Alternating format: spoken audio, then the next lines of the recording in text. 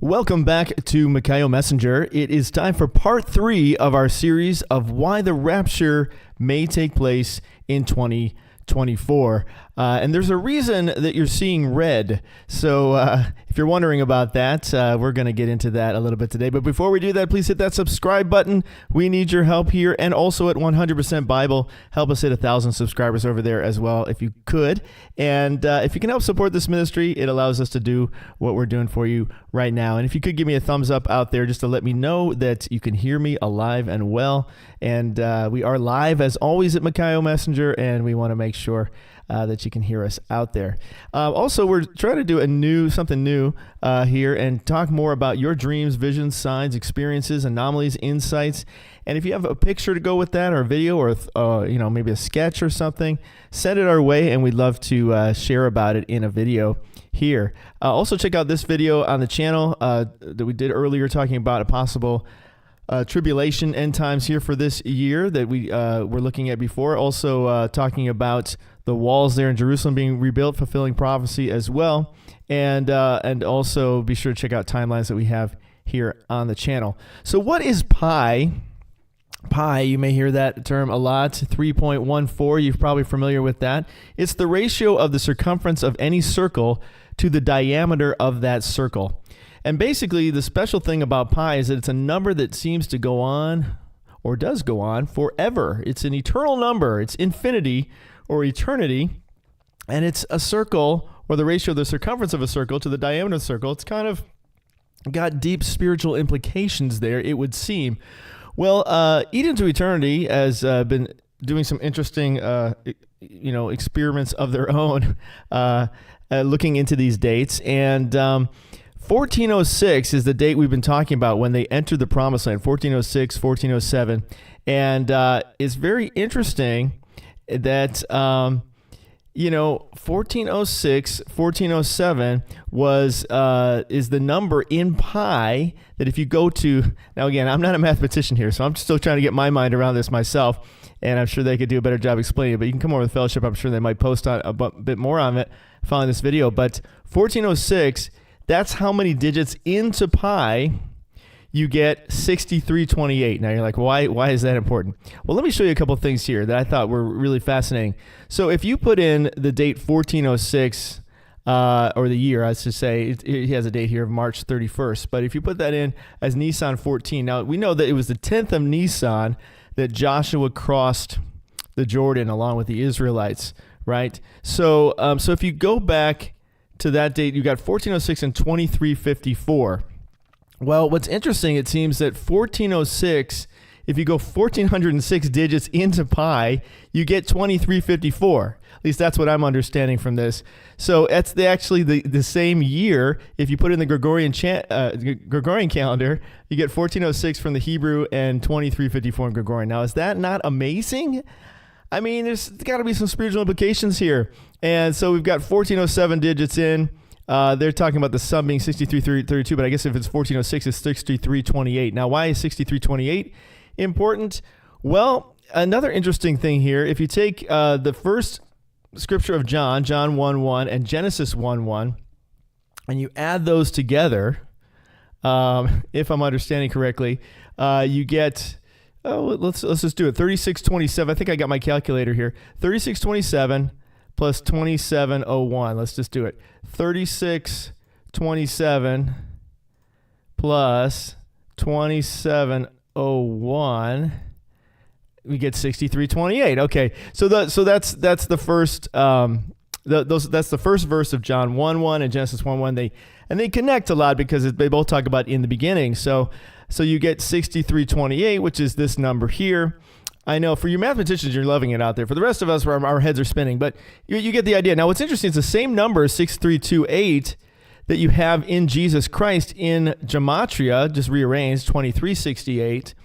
And what's interesting here is if you take Joshua the Messiah, which adds up to a Hebrew value of 754, and Jesus Christ, which is 2368, let's just go ahead and add that together here so you can see 2368, 2368 plus 2368 plus 754. if you're playing at home. 31:22. Okay, that's interesting. But let me go back here. Make sure I did that right. Okay. So, I see. Maybe we're not adding. Maybe we're subtracting. I don't know if we're doing either. I'm kind of confused a little bit by this. But let me back this. Let me go back over here again. As you can tell, we're doing this live on the air. 2368. I want to see 2368 minus 754.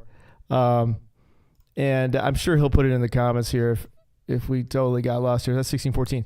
But what I got out of this, okay, is 7481 minus 1153 brings you back to 6328. Okay. And again, that 6328 is the 1406 digits into pi. So what amazes me here about all this, and then we've got plus 70 Jubilees is 2024, and that's what we've been talking about here.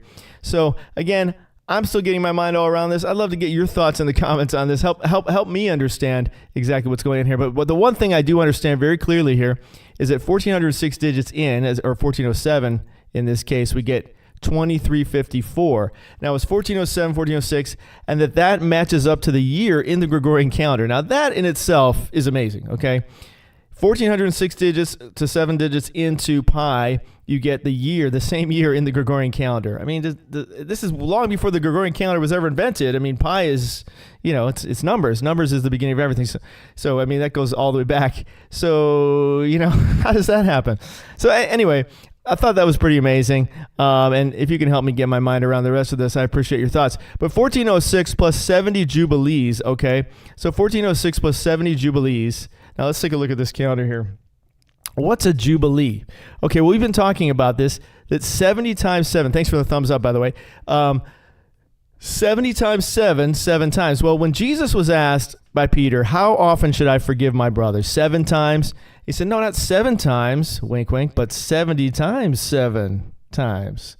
So Jesus was getting at something there. Now, obviously, we read that and we go, oh, he just means like always forgive your brother, basically. Like, who's going to count that many times? 490 times.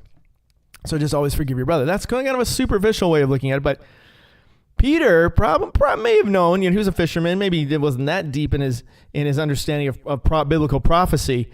But Jesus was winking, at least at us, about biblical prophecy here and a deeper meaning. So it went to the 70 weeks. I'm sure Peter was probably familiar with the 70 weeks because that's pretty popular prophecy there in Daniel 9. But it winks back to that. But even beyond that, it talks about forgiveness, which is really powerful because God is basically saying, look, I'm not going to forgive forever, okay? There is a limit to my forgiveness, and eventually I'm going to have to say, okay, that's it, party's over. Those who are with me, and the rest of you, see you later. So, so there is that limit of forgiveness. So when Peter says, how often should I forgive my brother? He says 7 times, no, 70 times 7, because after that last 70 times 7, it's all done. Well, what's interesting about that is we have what we call cycles, Shemitah cycles, they're sometimes called, or super Shemitah cycles. And when you looked at what was put in this picture here by Into Eternity, the 1406 plus 70 Jubilees. Now, that's one way to count it. Now, we talked about this in a previous video, but what's a Jubilee? A Jubilee is basically every 49 years. So if we were to take 49 times 70, you get 3430, right? And that's the same number we see here. I have to keep going back and forth here.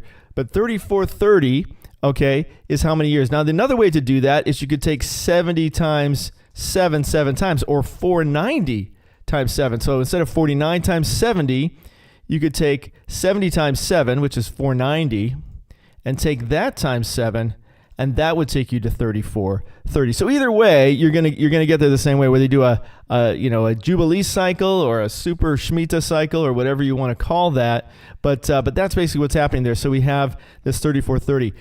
So why are we looking at this, and why is this significant when it comes to things like the rapture or the Great Tribulation or the return of Jesus Christ? Well, God talked about in Daniel 9 about Jesus talked about 70 times 7. Daniel 9, as we talked before, talks about that, the 70 weeks or the 77s, 70 times 7. And that was when everything will be fulfilled, when prophecy will be sealed up and it will all be finished, right? And so that's why it's significant, is because it's a biblical time period, and what's really intriguing is that every 490 years you go from the time they enter the promised land, and probably even before that as well, we're just limiting our scope to this, but from the time they enter the promised land, every 490 years, or 70 times 7 times, as Jesus said, something amazing happens. Something very significant happens in history, and specifically in biblical history. And so after they enter the kingdom, 490 years later, we have the kingdom had been divided. Basically, they had the kingdom, David's kingdom, and then it collapsed, all in that time period. And then, boom, now we're starting new again for another 490 years. And then we get to the end of that 490 years. Now the Bible is finished, and the writing on the wall. And Ezra and they rebuild the second temple. So the first temple gets torn down at that time, and they come back and they complete the second temple 490 years later. Now that's amazing. That's significant.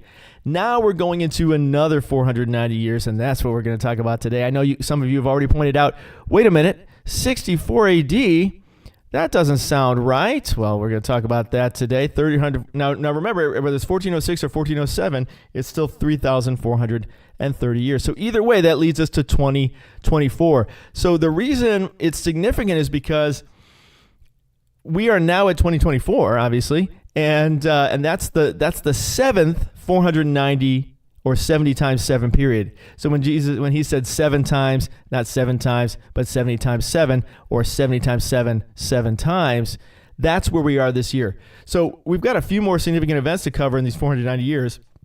After that, we're going to get into some things, some specific dates, some specific calendar things this year, as well as some things in the stars that we're going to be looking at as well. So it's all very exciting. But let's just take a look at some of these things here. So what does that mean for us? It means something significant biblically should be happening this year if all things remain constant here with these 490 years. That's why it's important. So, as we're looking at this, and here's one more for you from E to E, is the Revelation 12 sign 2017 plus Jesus Christ in Greek Gematria 2368 plus 1407 equals 5792. Now we know we had that Revelation 12 sign 2017. It's also when Israel became 70 years old, if I'm not mistaken about that. Is that right? 2018 would be 70. But that would have been the cusp of that. So because it was the fall festivals. But so yes, I guess it would have been that way for them. In any case, 5792 is 2031. So that also points to the potential of that being the return of Jesus Christ from the Exodus into, or entering the promised land to when Jesus Christ returns. So that's also kind of amazing in and of itself. So the thing is, whenever you do these things, you talk about a year, there's always hecklers. Every video I get hecklers. It's just kind of par for the course. Like, oh, okay, did I get my hecklers today? But I appreciate those who are actually, open-minded and actually looking at what's going on, and not, Christians don't do that, right? So these are obviously not Christian people, but in any case, why they stalk these videos is hilarious. There's the hypocrisy is overwhelming. But in any case, you get to the end of 2024, let's say we're all still here, and someone will be like, ha ha. They always have a comment like how that worked out real great, or something like that. And yet you have to say, but you can't deny the numbers. It doesn't matter. It doesn't matter if we get raptured this year, or maybe this is the year that the tribulation begins, or if it's the mark of the beast is implemented, or the third WAR maybe takes place. I mean, something, it almost has to happen, right? Something significant has to happen this year. Now, again, where you want to count the cusp of that year, leading into 2025. But the point is, something, it would seem significant must take place in order for everything to be fulfilled. So we'll see. We'll see what happens here. But in any case, let's look at a couple things on the calendar here. So we're looking at 64 AD, right? 426 to 64, 490 years. Of course, there's that year in the middle that's always, depending on how you want to look at it. But you could go from 1407 and it would work out the same way. 70 AD, right? That's what most people think. Wait a minute, I thought the temple was destroyed in 70 AD. Well, yes, but there's something else that took place before 70 AD. that you might even argue is more significant. We think, oh, the temple being destroyed, that's very significant. It's significant, but Christian persecution perhaps is the most significant thing, because it's that's where the church continued. You see, we are the Christian church. We are also true Judaism continuing on, if you want to call it that. But basically, we were grafted into the one vine. There's only one olive tree that we're grafted into, whereas Israel did not. They went a different direction, and they left the reservation, so to speak. They fell off the wagon. So what happened here in 64 AD is Nero begins persecuting the Jews and Christians throughout the Roman Empire. 64. Okay, so that's the number we're looking at here. 64 is when that began. And then what do we have but 7 years of persecution? 7 years, a great tribulation, if you will, of the early church. And wouldn't that be the perfect bookend, that we have 7 years of tribulation that led up to finally the destruction of the temple, followed by this side of the bookend, where we begin 7 years of tribulation perhaps this year, and that leads us to 2031, or the 5792. So that's something to consider right there. That's why it's so significant. That's why 64 versus 70 AD is arguably even more significant, because it's the beginning of this tribulation period, similar to what may take place this year. We might have a beginning of a tribulation period that occurs. Okay, so that's basically what took place during that time. 7 years, 64, 65, 66, 67, 68, 69, 70. That's 7 years and that you could argue of tribulation that took place. Then we move into 554, and we get the end of the Western Roman Empire, the Gothic War, and the Justinian plague. But I think I'm going to save that for you for next time, because I can see our time is kind of run out on us for today. So we'll get into that next time. But very intriguing stuff. I want to hear your thoughts in the comments, and do join us as well in the fellowship. And you may see some comments regarding these videos over there as well. So come on over and comment there also. And we look forward to seeing you there. May God bless you. Wishing you all the best and all the blessed. And Maranatha.